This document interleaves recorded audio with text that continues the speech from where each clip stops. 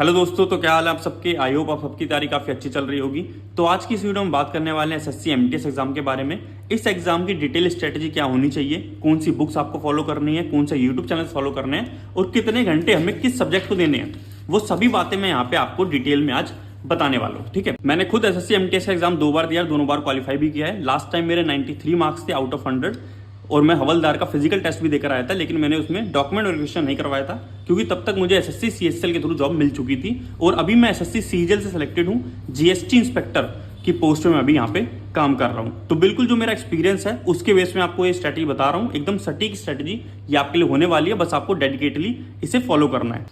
इस वीडियो को बनाते टाइम मैंने उन लोगों का खास ध्यान रखा है जिन्हें एसएससी एमटीएस के बारे में कुछ भी नहीं पता, जो बिल्कुल बिगिनर है। तो फॉर्म कैसे भरना है, एग्जाम पैटर्न क्या होगा, स्टेप बाय स्टेप हमें बिल्कुल बेसिक से तैयारी कैसे करनी है जिसमें आपको कुछ भी प्रॉब्लम ना हो, सब चीजें यहाँ बताई हैं। स्टार्ट करेंगे हम फॉर्म से। सो फॉर्म आपके स्टार्ट हो चुके हैं फिल होना। 27 जून से आपके फॉर्म फिलिंग स्टार्ट हुई थी, 31 जुलाई तक आप इसका फॉर्म फिल कर सकते हैं। क्या एजुकेशन क्वालिफिकेशन है? एजुकेशन क्वालिफिकेशन आपकी 10th पास। अगर आप 10th पास हैं तो आप इसका फॉर्म फिल कर सकते हैं। क्रूशियल डेट क्या है? 1 अगस्त 2024। तो आपका जो 10th पास का सर्टिफिकेट है वो 1 अगस्त 2024 तक आ जाना चाहिए। ये आप सभी का आ ही चुका होगा। साथ में आपकी जो मिनिमम एज है, कम से कम आप 18 साल के हो चुके हो, वो भी 1 अगस्त से पहले। ठीक है, साथ ही में अगर आपको ईडब्ल्यूएस सर्टिफिकेट बनवाना है, ओबी सर्टिफिकेट बनवाना है, एससी एसटी सर्टिफिकेट बनवाना है या फिर रिन्यू कराना है, तो वो सब 1 अगस्त से पहले हो चुका हो। साथ में 2 नई चीजें एसएससी ने इंट्रोड्यूस करी है। एक तो लाइव फोटो। अब आप पहले से फोटो खिंचवाई हुई है जो है उसे अपलोड नहीं करेंगे। जब आप फॉर्म फिल करेंगे तो आपको अपना कैमरा ऑन करके उसी टाइम फोटो क्लिक करनी है। खास ध्यान रखना कि बिल्कुल स्ट्रेट आपकी फोटो खिंची हो, एक किसी साइड एंगल से फोटो ना खिंची हो, कोई टोपी वोपी आपने ना लगाई हो, कोई चश्मा आपने फोटो खिंचवाए टाइम ना लगाया हो। ठीक है, और पीछे जो बैकग्राउंड हो वो बिल्कुल ब्लैंक हो, बिल्कुल क्लियर हो। कोई पीछे पेड़ नजर आ रहे हैं, पीछे खिड़की नजर आ रही है, ऐसा नहीं। एक जो प्लेन दीवार है ना उसके साथ आप फोटो खिंचवाए तो ज्यादा बेहतर रहेगा। फॉर्म कैंसिल होने कम से कम चांस रहेंगे। एसएससी सीपीओ हमने देखा बहुत सारे फॉर्म कैंसिल हुए इस वजह से। सिग्नेचर के लिए आपको जेपीजी या फिर जेपीईजी फॉर्मेट में सिग्नेचर अपलोड करने हैं। 10 से 20 केबी के बीच में आपके सिग्नेचर होने चाहिए। इस तरीके से सिग्नेचर करने हैं जैसे मैं यहाँ पे कर रहा हूँ अभिषेक। ठीक है, कई लोग ऐसे करके अपलोड करने की सोच रहे होंगे, तो ऐसे हम नहीं करने, ऐसे बिल्कुल करेक्ट है। हॉरिजॉन्टल करने हैं, वर्टिकल सिग्नेचर अपलोड नहीं करने, ये भी खास ध्यान देना है आपको। ठीक है, 10 से 20 केबी करना है, जेपीजी फॉर्मेट में लाना है। उसके लिए IM रिसाइजर वेबसाइट पे आप जाके इसको इजिली कर सकते हैं। ठीक है, उसके बाद वैकेंसी कितनी आई है? एमटीएस के लिए आई है 4887 वैकेंसी और हवलदार के लिए आई है 3439। एज क्राइटेरिया कितना कितना है वो भी आपको यहाँ पे लिखा है, 18 से 25, 18 से 27। ठीक है, हवलदार 2 डिपार्टमेंट लगते हैं, सीबीआईसी और सीबीएन में। दोनों का वर्क प्रोफाइल क्या है, क्योंकि मैं भी काम कर रहा हूँ, साथ में लोगों को एमटीएस के रूप में काम करते भी देखता हूँ, हवलदार के रूप में भी। तो वीडियो के एंड में आपको बताऊंगा सैलरी कितनी कितनी मिलती है, वर्क प्रोफाइल क्या है, कैसा काम है, एक अच्छा काम है नहीं है, वो सब मैं एंड में आपको बताऊंगा। नेक्स्ट हम बात करते हैं फॉर्म के बाद हमारे एग्जाम पैटर्न के बारे में। एग्जाम पैटर्न क्या रहेगा? तो 1 डे एग्जाम ये होने वाला है, एक ही दिन में आपका जो पूरा एग्जाम है वो खत्म हो जाएगा। 2 सेशन होंगे, सेशन 1 सेशन 2। सेशन 1 खत्म होने का लगभग आपको 5 मिनट मिलेंगे बीच में, उसका सेशन 2 वहीं बैठे बैठे आपका स्टार्ट हो जाएगा। सेशन 1 सिर्फ क्वालिफाइंग है, इसके मार्क्स आपकी फाइनल कट ऑफ में ऐड नहीं होंगे। सेशन 1 में 2 सब्जेक्ट हैं आपके, मैथ्स एंड रीजनिंग। दोनों के 20-20 क्वेश्चन आपके आएंगे। पर क्वेश्चन कितने मार्क्स का होगा? 3 मार्क्स का होगा। तो टोटल 60 नंबर की मैथ, टोटल 60 नंबर की रीजनिंग, दोनों को मिला के 120 मार्क्स टोटल बन गए आपके। 120 में से मार्क्स आएंगे, उसके बेस पे आप क्वालिफाई करेंगे। क्वालिफाई करना काफी आसान है, लेकिन इसको क्वालिफाई करना बहुत जरूरी है, क्योंकि अगर इसको क्वालिफाई नहीं करेंगे तो आपका सेकंड पेपर चेक नहीं होगा। जो लोग सेशन 1 क्वालिफाई नहीं कर पाएंगे उनका पेपर ही चेक नहीं होगा, चाहे उन्होंने 150 में 150 लाए हो सेकंड पेपर में, लेकिन उनको जॉब नहीं मिलेगी क्योंकि वो फर्स्ट पेपर क्वालिफाई नहीं कर पाए। तो क्वालिफाई करना इसको मस्ट है। टाइम कितना मिलेगा? सेशन 1 में 45 मिनट मिलेंगे। कोई नेगेटिव मार्किंग नहीं है, सिर्फ पॉजिटिव मार्क मिलेंगे 3 नंबर। ठीक है, 5 मिनट बाद आपका सेशन 2 स्टार्ट होगा, जो कि मेन एग्जाम है। इस एग्जाम में जितने आपके मार्क्स आएंगे उसी बेस पे आपको जॉब मिलनी है, आपको लोकेशन मिलनी है जॉब की। ठीक है, यहाँ पे 2 सब्जेक्ट हैं, general knowledge, GK GS and English. दोनों से 25-25 क्वेश्चन आपको देखने को मिलेंगे। पर क्वेश्चन वही 3 मार्क्स का होगा आपका। 75 मार्क्स की जीके और 75 मार्क्स की आपकी इंग्लिश आएगी। यहाँ पे नेगेटिव मार्किंग भी है आपकी, कितनी? -1/3। हर एक क्वेश्चन गलत करने पे आपका 1 मार्क कट जाएगा और सही करने पे 3 मार्क्स आपके प्लस हो जाएंगे। ठीक है, टाइम यहाँ पर भी आपको 45 मिनट मिलेगा, 50 क्वेश्चन टोटल देखने को मिलेंगे। तो आपको एक चीज समझ में आ रही होगी, जब मैथ और रीजनिंग हमें सिर्फ क्वालिफाई ही करना है तो जीके जीएस और इंग्लिश पे हमें अपना मेन कंसंट्रेशन करना होगा, क्योंकि यहीं से हमें जॉब मिलने वाली है। टोटल कितने नंबर हो गए? 120 नंबर का सेशन 2 है। इसमें से जितने नंबर आएंगे आपके, उस हिसाब से आपको जॉब मिलेगी। मैं आपको एमटीएस 2022 की कट ऑफ स्क्रीन पे दिखा रहा हूं, आप देख लीजिए। लगभग 125 मार्क्स अनरिजर्व कैटेगरी के लिए, मिनिमम है ये कट ऑफ। मिनिमम इतने नंबर लाएंगे तो कहीं ना कहीं जॉब मिलेगी, चेन्नई में, तमिलनाडु, आंध्र प्रदेश, इस साइड जॉब मिलेगी। आपको 135 130 इतने नंबर लाने पड़ेंगे अपने होम स्टेट या फिर नॉर्थ इंडिया में जॉब लेने के लिए, ठीक है। और अगर हम बात करें एमटीएस 2023 की कट ऑफ के बारे में, तो मिनिमम कट ऑफ लगभग 131 नंबर थी अनरिजर्व कैटेगरी की, क्योंकि यहाँ पर वैकेंसी बहुत कम थी। हवलदार की वैकेंसी लगभग 1700 थी और एमटीएस की वैकेंसी लगभग 1300, टोटल मान लो 3000 के अराउंड यहाँ पे वैकेंसी थी, इसीलिए कट ऑफ 2023 में काफी ज्यादा गई थी। 2024 हिसाब से आप अगर देख रहे हैं तो बहुत गोल्डन अपॉर्चुनिटी आपके लिए, अगर आप एमटीएस के थ्रू जॉब चाहते हैं तो यहाँ पे लगभग 9000 पोस्ट आपकी क्रिएट हुई हैं। तो 2023 से कंपैरिजन में 2024 में आपके पास 3 गुना वैकेंसी है, तो कट ऑफ का कम जाना स्वाभाविक है। 120 नंबर भी मिनिमम कट ऑफ जाए, उससे थोड़ी कम जाए, ये भी हो सकता है। तो बहुत बढ़िया यहाँ पे आपके लिए एक अपॉर्चुनिटी यहाँ पे क्रिएट हो रही है। तो जब आप सेशन 2 क्वालिफाई कर लेंगे, एक आपकी कट ऑफ आएगी, आपका रिजल्ट आएगा, उस रिजल्ट के बाद आप या तो हवलदार की पोस्ट पर सिलेक्ट होंगे या फिर एमटीएस की पोस्ट पर सिलेक्ट होंगे। अगर आप हवलदार की पोस्ट पर सिलेक्ट होते हैं तो आपका होगा फिजिकल एलिजिबिलिटी टेस्ट और फिजिकल स्टैंडर्ड टेस्ट। एमटीएस की पोस्ट पे फाइनल रिजल्ट के बाद कुछ भी नहीं होगा, सीधा आपकी ज्वाइनिंग होगी। एक मेडिकल टेस्ट होता है, लेकिन वो सिर्फ एक फॉर्मेलिटी होती है, उसमें कुछ ऐसा कुछ खास चेक नहीं होता है। हवलदार वालों के लिए पीटी पीएसटी होगा, यहाँ पे आपको 1600 मीटर वॉकिंग करनी है, रनिंग अलाउड नहीं होती, सिर्फ चलना होता है आपको जॉगिंग की तरह। जो लोग वॉकिंग करते हैं उन लोगों को वो डांट देते हैं, क्योंकि मैं भी खुद पीटी पीएसटी देके आ चुका हूँ, आप वीडियो देख सकते हैं स्क्रीन पे, इस वीडियो में डिटेल मैंने बता रखा है। 1600 मीटर पैदल चलना है आपको 15 मिनट में मेल कैंडिडेट्स के लिए, फीमेल के लिए 1 किलोमीटर आपको चलना है 20 मिनट में, बहुत ईजी होता है प्रोसेस। हाइट का क्राइटेरिया भी है यहाँ पे, 157.5 सेंटीमीटर मेल के लिए हाइट है और फीमेल के लिए 152 सेंटीमीटर।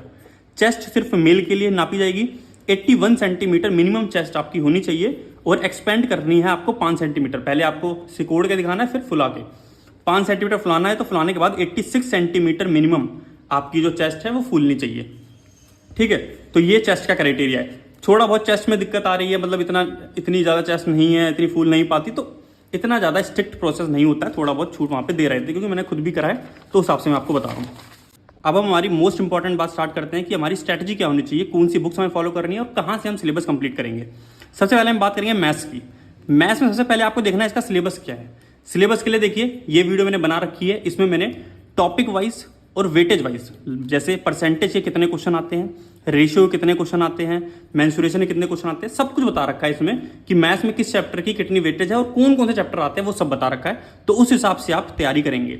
जो सिलेबस में मैंने चैप्टर बताए हैं और स्क्रीनशॉट भी लगा दूंगा यहाँ पे, ये सिर्फ चैप्टर आपको करने हैं। और करने कहाँ से हैं, उसके लिए आप या तो यूट्यूब यूज कर सकते हैं या फिर पेड क्लासेस यूज कर सकते हैं, ठीक है। ऑफलाइन क्लासेस में किसी को भी बिल्कुल भी सलाह नहीं देता हूं, क्योंकि वहां मुझे लगता है बहुत ज्यादा टाइम आपका वेस्ट होता है। यूट्यूब से आपको करना है तो आपको कोई टीचर पसंद है, उससे आपको समझ में आता है तो आप उससे कर सकते हैं, बेशक हो गया, लेकिन सिलेबस वही करना है जो मैंने आपको चैप्टर बताया, सिर्फ वही, ठीक है। दूसरा तरीका ये है, कोई टीचर है, राकेश शर्मा सर हो गए, पवन राव सर हो गए, गगन प्रताप सर हो गए, जिस टीचर का आपको पेड कोर्स पसंद है उसका पेड कोर्स लेके भी आप सिलेबस कंप्लीट कर सकते हैं। वरना एक तरीका ये है, मैंने खुद यूट्यूब से पढ़ा है फ्री में, तो मैंने आपके लिए ये देखिए वीडियो बना रखी है। इस वीडियो मैंने बता रखा है कि परसेंटेज किस टीचर से मैंने पढ़ा, रेशियो किस टीचर से पढ़ा, और साथ में लिंक भी दे रखे हैं। तो आप अपनी मेहनत थोड़ी बचा लें, थोड़ा आप ढूंढने से बच सकते हैं इस वीडियो के थ्रू, और आप सीधा सीधा जिस टीचर से मैंने पढ़ा उस टीचर से आप भी पढ़ के सिलेबस कंप्लीट कर सकते हैं, ठीक है। पढ़ना मैंने आपको बता दिया, वेटेज वाइज पढ़ना है, मैंने आपको दे दिया लिस्ट कि परसेंटेज कितने क्वेश्चन आते हैं, रेशियो कितने क्वेश्चन आते हैं, तो अपना टाइम उसी हिसाब से उस चैप्टर को डिवोट करें। टाइम बहुत इंपॉर्टेंट है, यहाँ पे 1-1 मिनट आपको बचाना है। सेकंड है टॉपिक वाइज क्वेश्चन प्रैक्टिस। जब आपने एक चैप्टर कंप्लीट करा, मान लो आपने परसेंटेज चैप्टर 5 दिन लगा के हफ्ते कंप्लीट कर लिया, आप पे 2 दिन बचते हैं सैटरडे संडे, उन दिनों में आपने पूरा परसेंटेज चैप्टर रिवाइज कर लिया, उसके बाद आप उस टॉपिक वाइज क्वेश्चन प्रैक्टिस पे आ जाएंगे, सेकंड पॉइंट पे आप आएंगे। सेकंड स्टेप है हमारा प्रीवियस ईयर क्वेश्चन की प्रैक्टिस। प्रैक्टिस में आपको ध्यान देना है कि सिर्फ प्रीवियस ईयर क्वेश्चन ही आप प्रैक्टिस करें, इधर उधर के फालतू क्वेश्चन, ये टफ क्वेश्चन सीरीज, ये सब बात की चीजें होती है। पहले आप प्रीवियस ईयर क्वेश्चन पे अपनी कमांड करें। उसके लिए आप देखिए, ये बुक आती है पिनाकल पब्लिकेशन की, इसमें एसएससी के सभी प्रीवियस ईयर क्वेश्चन दे रखे हैं। टीसीएस वही संस्था है जो कि एसएससी के एग्जाम कंडक्ट कराती है, तो यहाँ पे चैप्टर वाइज सारे प्रीवियस ईयर क्वेश्चन दे रखे हैं। जैसे आप देख सकते हैं, सीएचएल के सारे प्रीवियस ईयर, एमटीएस 2022 टीयर 1 के सारे प्रीवियस ईयर क्वेश्चन आपको यहाँ पे दे रखे हैं। तो यहाँ से आपको पहले क्या करना है, इस बुक का यूज कर लीजिएगा, इंग्लिश हिंदी दोनों में है। इस बुक से आप सबसे पहले क्या करेंगे, MTS, GD, Delhi police constable, इनके क्वेश्चन प्रैक्टिस करना स्टार्ट करेंगे, ठीक है। जैसे परसेंटेज चैप्टर के एमटीएस, जीडी और दिल्ली पुलिस कांस्टेबल के प्रीवियस ईयर क्वेश्चन जितने हैं इस बुक में, वो आप कर लेंगे एक बार। इससे क्या होगा, आपका थोड़ा कॉन्फिडेंस भी बनेगा, और आप जो प्रीवियस ईयर में क्वेश्चन पूछे जा चुके हैं, जो कॉन्सेप्ट बार बार रिपीट हो रहे हैं, उन्हीं की प्रैक्टिस करेंगे एकदम सही दिशा में रहेंगे। हमें CSL, CGL, CPO इसके क्वेश्चन में प्रैक्टिस करने हैं, लेकिन एक बार पूरा सिलेबस कंप्लीट हो जाए तब, क्योंकि इसके क्वेश्चन का लेवल थोड़ा हाई रहता है और वो भी प्रैक्टिस करना बहुत इंपॉर्टेंट है, क्योंकि MTS में मुश्किल क्वेश्चन भी पूछे जाते हैं आजकल। तो आपको इन क्वेश्चन की प्रैक्टिस बाद में करनी है, पहले इनकी करनी है। अगर हम शुरुआत में ही मुश्किल क्वेश्चन लेके बैठ जाएंगे तो हम पहले डिमोटिवेट हो जाएंगे। हमें ऐसा लगेगा जिस टीचर से हम पढ़ रहे हैं हमें समझ में नहीं आ रहा। तो पहले ही अपने आप को डिमोटिवेट ना करें, पहले आप आसान क्वेश्चनों से प्रैक्टिस स्टार्ट करें, उसके बाद मुश्किल क्वेश्चनों पर जाएं। ठीक है, तो पहले हम इसकी प्रैक्टिस करेंगे। जब सेकंड बार हम रिवीजन स्टार्ट करेंगे परसेंटेज चैप्टर की या दूसरे किसी चैप्टर की, तब हम मुश्किल क्वेश्चन सारे क्वेश्चन कोशिश करेंगे इस बुक से करें। थर्ड स्टेप है हमारा मॉक। हमें मॉक जरूर देना है। जैसे हम एक दिन क्वेश्चन प्रैक्टिस कर रहे हैं या फिर जब हमने सारे क्वेश्चन एक बार प्रैक्टिस कर लिए तो हम मॉक देना जरूर स्टार्ट करेंगे, जिसमें हम 25 क्वेश्चन 25 मिनट में करने का ट्राई करेंगे। जैसे आपने MTS 2023 के टीयर 1 की PDF डाउनलोड कर लिया, आपने आंसर की एक PDF आती है ना, उसमें से आपने एक सेट निकाला, 25 क्वेश्चन 25 मिनट में करने का ट्राई करा। इससे आपकी स्पीड बूस्ट होगी और एग्जाम टाइम में प्रेशर कैसे बनता है उसको आप मैनेज कर पाएंगे। ये बहुत इंपॉर्टेंट है, ये चीज़ आपको साथ में करते हुए चलना है। एक बार जब पूरा सिलेबस कंप्लीट हो जाए आपका और एक बार आप प्रैक्टिस कर लें इस बुक से, उसके बाद आपको ये वाला पॉइंट भी अपनी तैयारी में ऐड ऑन कर लेना, जो कि बहुत इंपॉर्टेंट है।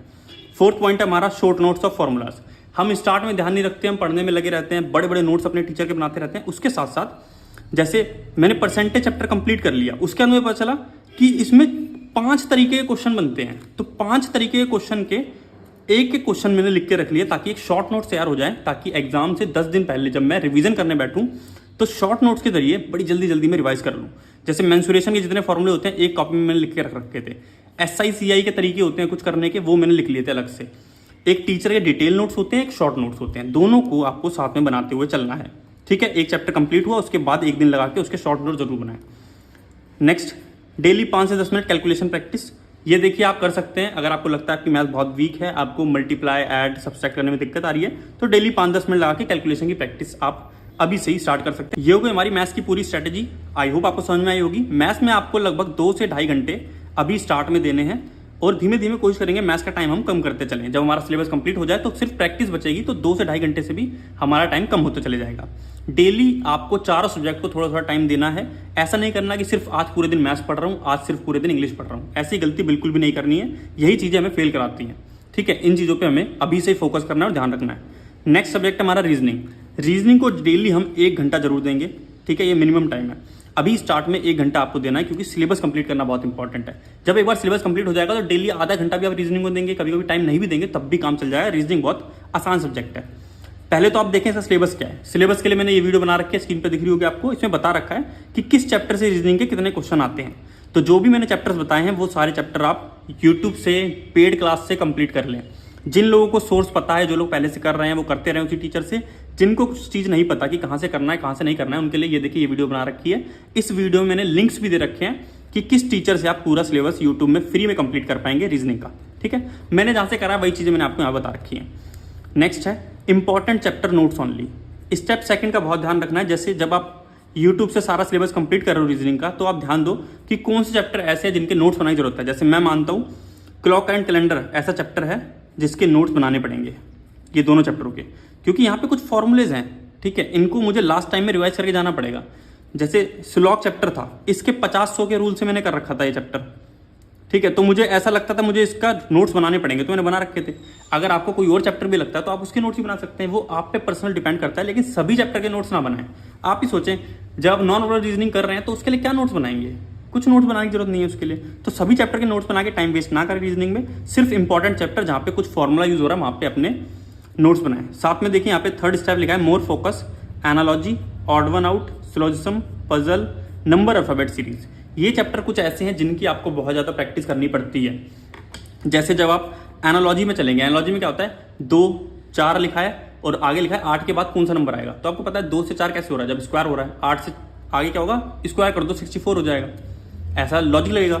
ये लॉजिक्स आपके दिमाग में तब आएंगे जब आप इनकी ढेर सारी प्रैक्टिस करेंगे। ठीक है, इनकी प्रैक्टिस के लिए आप यूट्यूब पे जा सकते हैं। वहाँ पे आपको एक चैनल मिलेगा एंड गेम।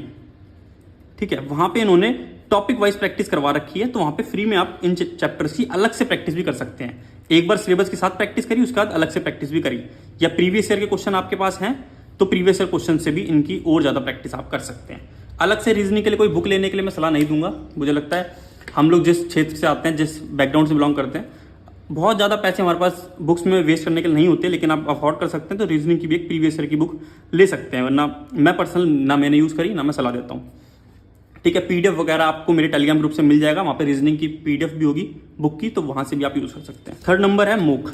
जब आप एक बार सिलेबस पूरा कंप्लीट कर लेंगे रीजनिंग का, तो आप इसका भी सेक्शनल टेस्ट लगाना स्टार्ट कर देंगे। 25 क्वेश्चन 20 मिनट में हो जाए, जैसे हम मैथ्स में कर रहे थे कि 25 क्वेश्चन 25 मिनट में करने लग गए, उसी हिसाब से हम एक मॉक डेली रीजनिंग का भी देना स्टार्ट करेंगे एक बार सिलेबस जब कंप्लीट हो जाएगा। तो यहाँ पे हमारा टारगेट होगा 25 क्वेश्चन हम 20 मिनट में कर लें।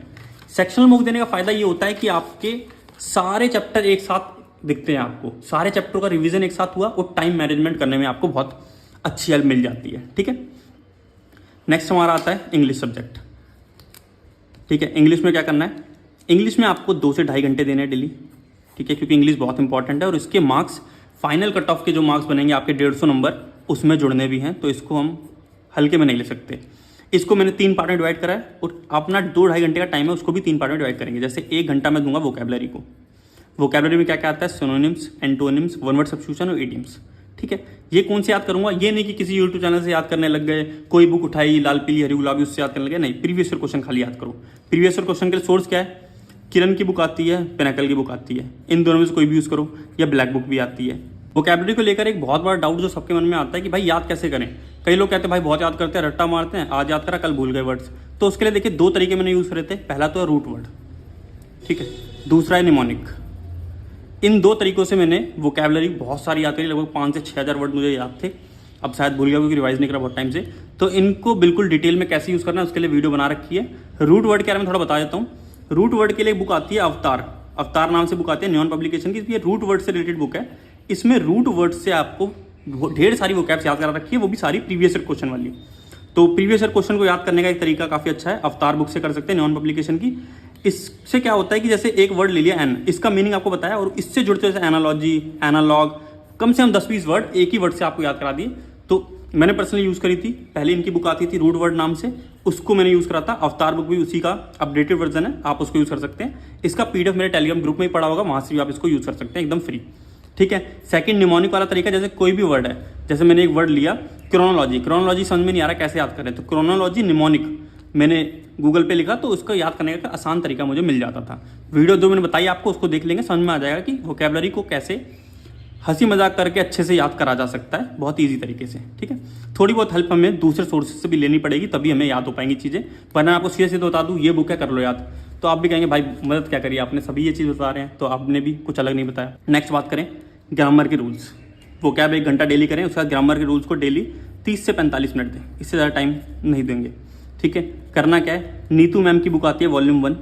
ठीक है, ये बुक हिंदी इंग्लिश मीडियम दोनों में आती है। हिंदी मीडियम में इंग्लिश के रूल्स हिंदी भाषा में आसान भाषा में समझा रखे हैं, तो वो मैंने यूज़ करी थी।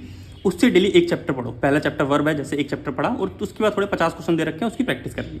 30 से 45 मिनट ही लगेंगे आपको, तो ये करना है, डेली एक चैप्टर कंप्लीट करा।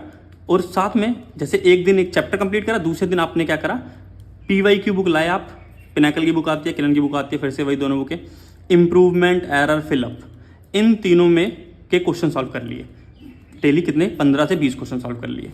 लेकिन ये मैं कहूँगा तब स्टार्ट करना जब एक बार नीतू मैम वाली बुक को पूरा आप पढ़ लेते हैं, क्योंकि सारे फॉर्मूले सारे रूल्स आपको पता होंगे ग्रामर के, तभी आप प्रीवियस ईयर क्वेश्चन सॉल्व कर पाएंगे।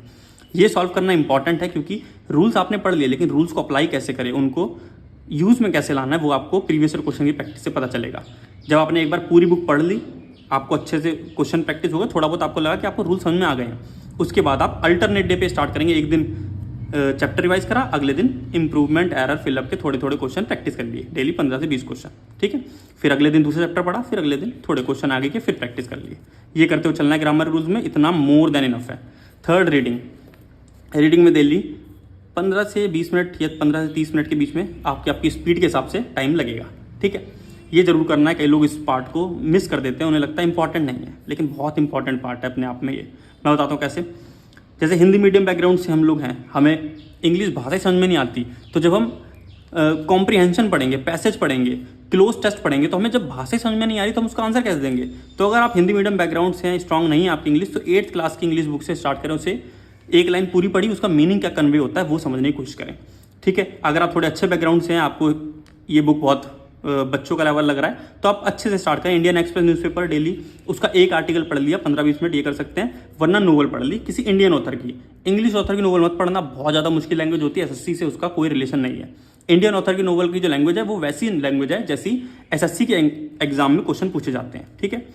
ये दोनों चीज़ें आप करेंगे, जो भी एक आपको सूट करता है। तो एक दिन आप रीडिंग करेंगे और अगले दिन आप क्या करेंगे, 2 क्लोज टेस्ट की प्रैक्टिस करी, 5 प्रीवियस ईयर से क्वेश्चन लगाए और 1 कॉम्प्रिहेंशन पैसेज सॉल्व करा। ये भी कहाँ से करना है, सेम जो प्रीवियस ईयर क्वेश्चन की बुक आप खरीदेंगे इंग्लिश की, उसमें ये चीज़ें भी होंगी, सिनोनिम्स एंटोनिम्स भी होंगे और साथ में इंप्रूवमेंट एरर फिलअप से क्वेश्चन भी होंगे। एक ही बुक से ये सारी चीज़ें आपकी हो जाएंगी। सिर्फ 2 बुकें आपके इंग्लिश के लिए खरीदनी है, नीतू मैम वाली बुक और प्रीवियस ईयर क्वेश्चन की एक बुक। तो आपको क्या करना है, एक दिन आपने रीडिंग करी, मान लो मंडे को आपने रीडिंग करी, सेकंड दिन आपने 15 से 20 मिनट लगा के ये जो क्वेश्चन दिखा रखे हैं मैंने, ये टारगेट लेके ये सब कंप्लीट करें, ठीक है। अगले दिन फिर रीडिंग, फिर ये क्वेश्चन प्रैक्टिस। इससे आपकी इंग्लिश लैंग्वेज में पकड़ है वो बहुत स्ट्रांग हो जाएगी और आगे भी आप कोई एग्जाम की तैयारी करेंगे, CSL CGL, उसमें भी आपकी बहुत हेल्प होगी, ठीक है। ये थी पूरी इंग्लिश की बात। नेक्स्ट आते हैं हम GK GS को लेके। GK GS बहुत ज़्यादा इंपॉर्टेंट है और बहुत ज़्यादा वास्ट है। हम जितना सोचते कंप्लीट हो जाए उतना ज़्यादा लगता है अभी पूरा बचा हुआ है, और हम कभी कभी पूरी बुक पढ़ लेते हैं, उसके बाद भी लगता है नंबर नहीं आ रहे। तो एक चीज़ का ध्यान रखना है, एक लिमिटेड टाइम इसको देना है, 2 से ढाई घंटे ही देने हैं। उससे ज़्यादा सिर्फ आप सोचे GK पकड़ कर लेता हूँ, GK में बहुत ज़्यादा नंबर आ जाएंगे, तो GK भाई किसी की सगी नहीं है, इसको ध्यान रखना है। पहली चीज़ क्या करनी है, history, polity, geography, physics, chemistry, bio, इन्हें कंप्लीट करने का टारगेट पहले हमें लेना है। जैसे मैं दिन का 1 घंटा इन सब चीज़ों के लिए रखता हूँ। जैसे मैंने अभी हिस्ट्री स्टार्ट कर रखी है, तो मैं दिन में 1 घंटा हिस्ट्री पढ़ूंगा। 1 घंटे को भी कैसे मैनेज करूंगा, 45 मिनट मैंने थ्योरी पढ़ी हिस्ट्री की और मैंने 15 मिनट प्रीवियस ईयर क्वेश्चन लगाए हिस्ट्री के। इससे फ़ायदा क्या होगा, ये मैंने अपने टाइम पे नहीं करा था स्टार्ट, मुझे बहुत बाद में इसके बारे में पता चला, जो कि बहुत टाइम तब तक बीत चुका था और मेरे लिए काफ़ी ज़्यादा नुकसान मेरा हो चुका था। जब मैं हिस्ट्री के 45 मिनट रीडिंग कर रहा हूँ, उसके बाद 15 मिनट प्रीवियस ईयर क्वेश्चन लगा रहा हूँ, तो मुझे पता लग रहा है कि जो मैं पढ़ रहा हूँ उससे रिलेटेड किस तरीके के क्वेश्चन एग्जाम में पूछे जाते हैं। तो बहुत ज़्यादा हेल्प आपको मिलेगी। इस तरीके से आपको 1 घंटा मैनेज करना है। हिस्ट्री जब पूरी कंप्लीट हो जाएगी तो उसके बाद पॉलिटी स्टार्ट करना, उसके बाद ज्योग्राफी, उसके बाद फिजिक्स, केमिस्ट्री, बायो, ठीक है। ये पहले घंटे की बात है। नेक्स्ट 1 घंटा आपको स्टैटिक GK पे देना है। हिस्ट्री, पॉलिटी, ज्योग्राफी और फिजिक्स, केमिस्ट्री, बायो के लिए एक ही बुक, लूसेंट बुक आप ले लीजिए या फिर मनोहर पांडे की बुक ले लीजिए। दोनों में से कोई भी एक बुक, उससे आप ये 6 के 6 टॉपिक्स कंप्लीट कर सकते हैं, ठीक है। स्टैटिक जीके के लिए 45 मिनट से 1 घंटे के बीच में टाइम देना है। इंपॉर्टेंट टॉपिक्स कुछ बता रहा हूँ, उसकी लिस्ट उसकी आपको स्क्रीन पे दिख रही होगी। ये सारे टॉपिक आपको स्टैटिक जीके में कंप्लीट करने हैं, ठीक है। कहाँ से कंप्लीट करेंगे, गॉड फादर नाम से बुक आती है न्यून पब्लिकेशन की, स्क्रीन पे दिख भी रही होगी, हिंदी इंग्लिश दोनों लैंग्वेज में आती है। इस बुक को मैंने पर्सनली भी यूज़ करा है और इसका PDF हमारे टेलीग्राम ग्रुप पे अवेलेबल भी है, ज्ञानी रनर PDF ग्रुप। वहाँ पे फ्री में आप डाउनलोड करके इस बुक से पढ़ सकते हैं और इसको बाय करने का लिंक डिस्क्रिप्शन बॉक्स में भी है। ये बुक काफ़ी अच्छे से प्रीवियस ईयर क्वेश्चन के थ्रू आपको स्ट्रैटेजी के याद करा रखी है, उससे काफ़ी हेल्प होगी आपकी। और साथ में क्रेज जीके टेक नाम से यूट्यूब चैनल है, वहाँ पे काफ़ी सारी स्ट्रैटेजी को याद करने के लिए ट्रिक्स वगैरह दे रखी हैं, तो उसकी हेल्प आप जरूर लें। ऐसे सिंपली क्रैक बाय आलोक नाम से चैनल है, यहाँ दोनों चैनलों से सिर्फ हेल्प लेनी है स्ट्रैटेजी को याद करने के लिए। जैसे स्टैटिक जीके में टॉपिक आपने इंपॉर्टेंट टॉपिक्स उठाया, जैसे डांस आपने पहले इस बुक से पढ़ा, उसके बाद आपको लगा याद नहीं हो रहा, उसमें अगर इन दोनों चैनलों पे कोई आपको ट्रिक दिखती है याद करने की, तो उसकी हेल्प आप ले सकते हैं। तो ये तरीका हो गया। उसके बाद थर्ड है करंट अफेयर, डेली 30 मिनट दें, 30 मिनट से ज़्यादा ना दें। लास्ट 6 मंथ की करंट अफेयर आपको याद करनी है। अभी स्टार्ट ना करें, पहले इन चीज़ों पे कमांड करें, उसके बाद करंट अफेयर आप ये स्टार्ट कर देना, ठीक है। कुछ इंपॉर्टेंट टॉपिक्स हैं जो कि आपको स्क्रीन पे दिख रहे होंगे। अगर आपका टाइम परमिट करता है, आपने बाकी सिलेबस अच्छे से कंप्लीट कर लिया है, तो जो इंपॉर्टेंट टॉपिक्स हैं करंट अफेयर्स के स्क्रीन पे आपको दिख रहे हैं। जैसे जो लोग अपॉइंट्स होते हैं, ठीक है, जो अवार्ड्स मिले रिसेंट 6 महीने के अंदर, ये आपको थोड़ा पढ़ लेना है। इसके लिए काफ़ी सारे यूट्यूब चैनल वाले PDF निकालते हैं। RB रेवोल्यूशन हो गया, या फिर अब्बास सैनी सर PDF निकालते हैं, गगन प्रताप सर PDF निकालते हैं, वहाँ से आप पढ़ सकते हैं। इससे आपकी जो करंट अफेयर है थोड़ी और ज़्यादा बूस्ट हो जाएगी। मैं इतना जोर क्यों दे रहा हूँ जीके पे, क्योंकि जीके और इंग्लिश ही वो सब्जेक्ट है जिनके थ्रू आपकी फाइनल कट ऑफ बनेगी, ठीक है। अगर आपके सारे सब्जेक्ट मजबूत हो जाते हैं, कोर सब्जेक्ट मजबूत है, तो जीके पे ज़्यादा टाइम दे। लेकिन स्टार्ट में आप सोचें, अगर आपकी मैथ वीक है, इंग्लिश वीक है और आप जीके को टाइम दे रहे हो, तो आप गलत कर रहे हैं, आप अपने साथ ही खोट कर रहे हैं। तो वो गलती आपको नहीं करनी है। समझ में आया होगा आपको जीके जीएस को कैसे हैंडल करना है। और बुक्स वगैरह, सोर्स वगैरह मैंने बता दिए। ज़्यादातर बुक्स वगैरह की PDF मेरे टेलीग्राम चैनल पे भी अवेलेबल है, तो वहाँ से भी आप पढ़ सकते हैं, ठीक है। Next, last but not least, revision बहुत इंपॉर्टेंट है। जैसे मैंने बताया, 5 दिन पढ़ें, मंडे से फ्राइडे, सैटरडे संडे अपने निकाले रिवीजन के लिए। पूरे हफ्ते में पढ़ा, उसको रिवाइज करें। जैसे इंग्लिश में आपने पूरे हफ्ते में जो भी वोकैब पढ़ी है और जो भी रूल्स पढ़े हैं इंग्लिश ग्रामर के, 2 चैप्टर कंप्लीट करें, उनको रिवाइज करें, ठीक है। मैथ्स में जो आपने जैसे मान लीजिए पूरे हफ्ते आपने परसेंटेज कंप्लीट करा तो उसके नोट्स जो बनाए टीचर्स के उसको रिवाइज करें और कुछ टाइम मिलता है तो क्वेश्चन प्रैक्टिस भी करें। ठीक है। जीके में जो पूरे हफ्ते में मैंने हिस्ट्री पढ़ी है, मान लीजिए 10 पेज पढ़ पाया पूरे हफ्ते में, तो उसे पूरा एक सरसरी निगाह से मतलब रीडिंग करते हुए चलें ताकि सब चीज़ें एक बार दिमाग में घूम जाए कि हाँ मैंने क्या क्या पढ़ा था। और जब आपने प्रीवियस ईयर क्वेश्चन ही पढ़ा था तो दोबारा जब आप रिवाइज करेंगे सैटरडे संडे को तो आपको पता लगेगा हाँ ये चीज़ इंपॉर्टेंट थी, ये चीज़ इंपॉर्टेंट नहीं थी। जिसको आप इंपॉर्टेंट समझे शायद वो इंपॉर्टेंट ना हो, जिस चीज़ को आपने आसान समझाओ जो कि किसी काम की नहीं वो शायद इंपॉर्टेंट लगी हो प्रीवियस ईयर क्वेश्चन पढ़ने के बाद। ऐसे जीके की रिवीजन, ऐसे रीजनिंग में जो भी चैप्टर आपने पूरे हफ्ते में पढ़े उनकी प्रैक्टिस कर लीजिए। जैसे आपने पूरे हफ्ते में मान लो एनालॉजी पढ़ा था चैप्टर, तो आपने थोड़े उसके प्रीवियस ईयर क्वेश्चन प्रैक्टिस कर लिए, वरना यूट्यूब पे कोई वीडियो खोल के उसके थोड़े प्रीवियस क्वेश्चन देख लिए। कहाँ से देखेंगे? एंड गेम नाम का यूट्यूब चैनल बताया मैंने आपको, वहाँ पे फ्री में काफ़ी सारे प्रीवियस ईयर क्वेश्चन प्रैक्टिस करा रखे हैं, तो आप वहाँ से हेल्प ले सकते हैं। या फिर कोई और यूट्यूब चैनल है जहाँ पे सिर्फ प्रीवियस ईयर क्वेश्चन प्रैक्टिस कराए जाए, सिर्फ वही फॉलो करना है। मैं बार बार कह रहा हूँ प्रीवियस ईयर क्वेश्चन पे स्टिक रहना है, चारों सब्जेक्ट को लेकर इधर उधर नहीं भागना है। लोग यही सोचते हैं कि टीचर ने पीडीएफ दिया है उसको सॉल्व कर लें, ये कर ले वो कर ले, उससे ज़्यादा फायदा आपका नहीं है। इसकी रिवीजन के साथ साथ 2 दिन आपके पास है तो एक मॉक जरूर लगाएं। अभी स्टार्ट में एक मॉक लगाएं, लेकिन वो भी कब? जब 50 से 60% सिलेबस आपका कंप्लीट हो चुका है। यहाँ पे ज़्यादातर लोग जो वीडियो देख रहे होंगे उनका 50 से 60% सिलेबस तो कंप्लीट हो ही गया होगा, तो मैं आशा करता हूँ कि आप भी एक मॉक जरूर लगा रहे होंगे। अगर टाइम परमिट करता है तो हफ्ते में 2 मॉक तो कम से कम लगाएं। अभी स्टार्ट में आप सैटरडे संडे को एक मॉक जरूर लगाएं। फुल मॉक लगाना है, जैसे पहले मैथ्स और रीजनिंग का मॉक लगा, उसके बाद आपने इंग्लिश और जीके का मॉक लगाया। ठीक है, पूरा 1.5 घंटे का मॉक सेशन आपने दिया, उसके बाद उसे एनालाइज करा। एनालाइज मॉक देने से ज़्यादा इंपॉर्टेंट है, क्या गलतियाँ आ रही हैं, क्या चीज़ें मैं सिली मिस्टेक कर रहा हूँ, वो सब चीज़ आपको देखनी है। उसके लिए देखिए ये वीडियो बना रखी है, इसमें बता रखा है कि 3 तरीके की गलतियाँ हम करते हैं मॉक टेस्ट में और उसे एनालाइज करना बहुत इंपॉर्टेंट है। तो उसको इस वीडियो से आप समझ लीजिएगा कि मॉक टेस्ट को एनालाइज अच्छे से कैसा करना है, क्योंकि यही वो चीज़ है जो आपके नंबर फाइनली बढ़ाएगा और आपको सिलेक्शन के और ज़्यादा पास ले जाएगा। 2 छोटी छोटी बातें और रह गई हैं, उन्हें और कंप्लीट कर देते हैं। जैसे सैलरी कितनी मिलती है और जॉब प्रोफाइल क्या है। पहले जॉब प्रोफाइल की हम बात करते हैं। एक है हमारा हवलदार पोस्ट और एक है हमारी एमटीएस पोस्ट। ठीक है, हवलदार में देखिए आप 2 डिपार्टमेंट आपके हैं, सीबीआईसी और सीबीएन। सीबीआईसी हमारा जीएसटी डिपार्टमेंट जो है सीबीआईसी के अंदर आता है, central board of indirect taxes and customs. CBN central bureau of narcotics. दोनों आपकी ड्रेस वाली जॉब है, ड्रेस आपकी लगेगी। ठीक है, ड्रेस वाली जॉब का थोड़ा आपका भोकाल भी लगता है, तो वो चीज़ आपकी फुलफिल होगी। साथ में देखिए आप अगर आप पढ़े लिखे आदमी हैं, ठीक है, आपने ग्रेजुएशन कर रखी है, कंप्यूटर की थोड़ी बहुत भी नॉलेज है और नॉलेज नहीं भी है थोड़ा बहुत, लेकिन पढ़े लिखे हैं, आपको फाइल वाइल क्या चीज़ें हैं समझ में आता है, तो आपसे हवलदार की जॉब नहीं कराएंगे लोग, क्योंकि हमारे यहाँ भी जेड सिटी है, जबकि तब भी हवलदार से पूरा जो टीए का काम होता है टैक्स असिस्टेंट का, जो कि सीजर के थ्रू लगता है, वैसा ही काम कराते हैं, पूरी इज्जत उसको देते हैं। लेकिन ये जरूर माने आपको जो हमारे असिस्टेंट कमिश्नर होते हैं, ज्वाइंट कमिश्नर है, सुपरिटेंडेंट है, इंस्पेक्टर है, इन्हें सैल्यूट वैल्यूट करना पड़ेगा।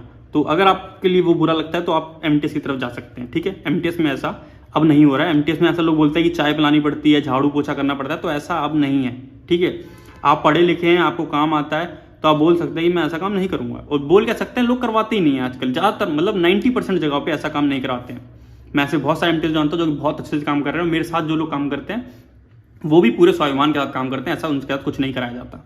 ठीक है, फाइल वर्क और जो एक एलडीसी का काम है, टीए का काम है, वही काम एमटीएस भी आजकल कर रहे हैं। ठीक है, हवलदार के साथ क्योंकि ड्रेस जॉब है यार, आपको सैल्यूट करना पड़ेगा, क्योंकि इंस्पेक्टर होके हमें भी तो एसी को हो, सुपरिटेंडेंट हो, जेसी हो, कमिश्नर हो, उन्हें सैल्यूट करना पड़ता है। तो ये तो ड्रेस जॉब की आपको जो थोड़ी बहुत उसका मान है वो तो आपको करना पड़ेगा, ये आपको करना पड़ेगा। ठीक है, तो ये चीज़ें हैं, ये जॉब प्रोफाइल है। ऐसा आपको कोई बोलता है चाय लानी है, एकदम चौकीदार जैसा बर्ताव होगा हवलदार के साथ, तो ऐसा कुछ भी नहीं है। हाँ, अगर आप बिल्कुल पढ़े लिखे नहीं है, आपने सिर्फ 10th ही पास करी और आपको फाइल में क्या लिखा है वो समझ में नहीं आ रहा है, बहुत ज़्यादा दिक्कत हो रही है, क्योंकि बहुत पुरानी उम्र के जो लोग हैं उनके साथ वैसा होता है, वो एकदम चौकीदार जैसा ही काम कर रहे हैं। लेकिन अब हम लोग पढ़े लिखे हैं, आप लोग भी पढ़ लिख के आएंगे, एकदम पढ़े हुए अच्छे से, तो आपसे ऐसा काम ये लोग नहीं कराते। ठीक है, और मैंने खुद भी नहीं देखा कभी ऐसा काम करते हुए। नेक्स्ट है सैलरी। सैलरी आपकी 25,000 से 30,000 के बीच मिलेगी, प्लस इंसेंटिव्स। इंसेंटिव्स क्या है? जैसे हवलदार में आपको लगभग 6 या 8,000 रुपये मिलते हैं ड्रेस अलाउंस साल में एक बार। साथ में CGHS कार्ड की फैसिलिटी X और Y सिटी में मिलती है। CG मतलब हॉस्पिटल फैसिलिटी, आपको, आपके माता पिता को और आपका भाई बहन है कोई 18 साल से कम, उनके लिए मेडिकल की फैसिलिटी एकदम फ्री, वो भी प्राइवेट हॉस्पिटल, अच्छे हॉस्पिटल में जो कि पैनल में लिखे होंगे उनमें मिलेगी। ठीक है, साथ में जॉब सैलरी तो मिलेगी। सैलरी देखिए 30,000 X सिटी में, वाई सिटी में मान लो उससे 2000 कम हो जाएगी, और जेड सिटी सबसे पिछड़ी सिटी होती है तो वहाँ 2000 और कम, 26,000 सैलरी मिलेगी। जिस हिसाब से खर्चा जिस सिटी का उस हिसाब से आपको सैलरी मिलती है। अगर आप कहेंगे तो सैलरी स्लिप भी आपको ला के दिखा दूंगा हवलदार की, क्योंकि हमारे ऑफिस में काम करते हैं हवलदार लोग, तो उनसे एक सैलरी स्लिप ले लूंगा और आपको दिखा दूंगा। ठीक है, जो कुछ चीज़ें छूट गई अभी तक उन चीज़ों को एक बार देखते हैं। जैसे बहुत ज़्यादा टाइम अपना वेस्ट नहीं करना है जीके पे, जो मैंने आपको पहले बताया। ऐसे ही हर चीज़ के लिए ईच सब्जेक्ट, ठीक है, किसी भी सब्जेक्ट में ऐसा ना करें कि इसी सब्जेक्ट में महारत हासिल कर लूँ। हर दिन आप कोशिश करें कि एक ही एक घंटा पढ़ें। 4 घंटे पढ़ रहे हैं पूरे दिन में, तो कोशिश करें हर सब्जेक्ट को एक एक घंटा, या उस हिसाब से 30 मिनट किसी को 1.5 घंटा कम से कम बांट दें। सारे सब्जेक्ट हमें इक्वल नंबर देंगे और इक्वल हमें सिलेक्शन के पास ले जाएंगे। सेकेंड चीज़, मैथ्स और रीजनिंग ओनली सिलेबस टॉपिक, इधर उधर के टॉपिक्स नहीं करने। जैसे कोई प्रोबेबिलिटी कर रहा है, स्टैटिस्टिक्स कर रहा है, नहीं आते भाई वो यहाँ पे जो चैप्टर आते हैं सिर्फ उन्हीं की प्रैक्टिस करें, फालतू की चीज़ों के चक्कर में ना पड़े। और एक और चीज़, सिर्फ प्रीवियस ईयर क्वेश्चन पे स्टिक रहें, उससे ना भटकें। कॉन्फिडेंस बहुत इंपॉर्टेंट है। आज से सोच ले कि आपका सिलेक्शन हो जाएगा। मुझे हमेशा लगता है कि किसी का हो या ना हो, मेरा हो जाएगा। और ये कॉन्फिडेंस सच में आपको सुनने में लगे अटपटा सा, लेकिन बहुत ज़्यादा हेल्प करता है। जब आप सोच लेते हैं किसी का हो या ना हो, यार मैं तो पढ़ने में बहुत सही हूँ, मैंने बहुत मेहनत के साथ और बहुत पूरी ईमानदारी के साथ मेहनत करी है, तो मेरा जरूर होगा। तो कॉन्फिडेंस बहुत ज़्यादा जरूरी है, कॉन्फिडेंस जरूर रखना है। Fourth cheese, practice previous year question, not everything. ये बहुत इंपॉर्टेंट है। आप लोग क्या करते हैं, टीचर ने पीडीएफ दे दिया, इस दोस्त ने ये क्वेश्चन बताया, बहुत इंपॉर्टेंट है, तो ऐसा ना करें। सिर्फ जो प्रीवियस ईयर क्वेश्चन है उन्हें प्रैक्टिस करें। पहले एमटीएस, जीडी मतलब पता है ना, एसएससी जीडी का एग्जाम होता है, दिल्ली पुलिस कांस्टेबल, जो एमटीएस लेवल के एग्जाम है, इनके क्वेश्चन पे महारत हासिल करें। उसके बाद सेकंड टाइम पे आप सारे क्वेश्चन करें, सीजीएल हो, सीएचएल हो, सीपीओ क्वेश्चन हो, उन्हें भी करें। आप ये मत सोचे कि सीजीएल वाले एमटीएस नहीं देते, एमटीएस वाले सीजीएल नहीं देते। दोनों लोग दोनों एग्जाम दे रहे हैं। मैं खुद जब एमटीएस देता था उसी साल सीजीएल में फेल हुआ था, ठीक है, और एमटीएस सीजीएल मेरा क्लियर हो गया था, एमटीएस मेरा क्लियर नहीं हो पाया था। ये भी चीज ध्यान में रखने वाली बात है कि एमटीएस के क्वेश्चन सीजीएल से अच्छे हो सकते हैं और सीजीएल के क्वेश्चन एमटीएस से अच्छे हो सकते हैं। तो कोई भी क्वेश्चन छोड़ना नहीं है, लेकिन पहले आसान क्वेश्चन से स्टार्ट करना है ताकि बेस बने और अपने ऊपर कॉन्फिडेंस आए। ठीक है, नेक्स्ट मॉक दे, एनालाइज करें, उसके बाद वीक पॉइंट्स देखें, उन पे दोबारा काम करें। हफ्ते भर आपने पढ़ा, मॉक दिया, उसके बाद एनालाइज करा, आपको पता चला ये चीज़ें अभी भी गलत हो रही हैं, क्या गलतियां हो रही हैं, उन पे काम जरूर करें। तो मॉक वाली जो वीडियो है बताई है उसे जरूर देखें, और एनालाइज कैसे करते हैं अच्छे से वो जरूर समझें। तो मॉक टेस्ट के लिए एक नोटबुक जरूर लगा लीजिएगा। वो मैंने एनालाइज वीडियो में बता रखा है आपको कि जो भी चीज़ें आपको पता चल रही है, मेरी गलती ये हो रही है, मैं ऐसे इंप्रूव कर सकता हूँ, वो चीज़ लिखें ताकि वो आपके आगे काम आए। तो ये था आज की वीडियो में। आई होप मैंने सभी चीज़ें कवर अप कर दी होंगी। अभी भी कुछ रहता है ना, मैं शायद भूल गया हूँ, तो आप कमेंट करिए नीचे, या मेरा टेलीग्राम ग्रुप है ज्ञानी लर्नर नाम से, वहाँ पे जाके आप कमेंट करके बताइएगा कि भाई ये चीज़ बता दो मुझे। मैं पूरी कोशिश करूँगा आपका जवाब आपको मिल जाए। और मेरा पीडीएफ ग्रुप भी है ज्ञानी लर्नर पीडीएफ, उस नाम से। उसमें आपको जो भी मैंने बुक्स बताई, ज़्यादातर बुक्स का पीडीएफ आपको मिल जाएगा। वहाँ से जाके आप बिना बुक परचेज करे भी तैयारी स्टार्ट कर सकते हैं। कई सारे लोगों के साथ दिक्कत होती है, वो बुक परचेज नहीं कर पाते, तो उनके लिए एक समाधान छोटा सा मैंने कर रखा है, तो वो लोग वहाँ से यूज़ कर सकते हैं। इंस्टाग्राम हैंडल है मेरा पांडे7502 नाम से, वहाँ जाके फॉलो जरूर कर लीजिएगा, बहुत अच्छा लगेगा। वहाँ मैं आपको बताते रहता हूँ, जब मैं लाइव आता हूँ तो उसके बारे में वहाँ पे इन्फॉर्मेशन मैं देता रहता हूँ। और बाकी सभी का बहुत बहुत शुक्रिया। कभी नहीं सोचा था कि यूट्यूब पे 1 लाख सब्सक्राइबर्स पूरे हो जाएंगे, तो पूरे हो चुके हैं पिछले हफ्ते ही। सभी का बहुत बहुत शुक्रिया। थैंक यू चैनल से जुड़ने के लिए। लाइक शेयर कमेंट कर दीजिएगा, और चैनल पे न्यू है तो चैनल को सब्सक्राइब कर लीजिएगा। Thank you. मिलते जल्दी नेक्स्ट वीडियो।